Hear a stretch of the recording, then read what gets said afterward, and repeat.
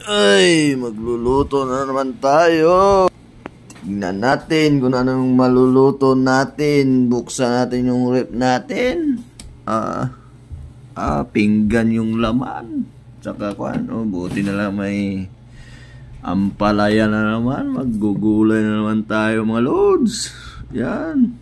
Kuha tayo ng kamatis, bawang, sibuyas. Ay, sibuyas na naman, kalaki nitong sibuyas na to. Ayan. Tsaka kuha tayo ng 3 itlog. Put na ito sa ampalaya natin. Ayan. Ayan. Tsaka ayan, yung itlog natin.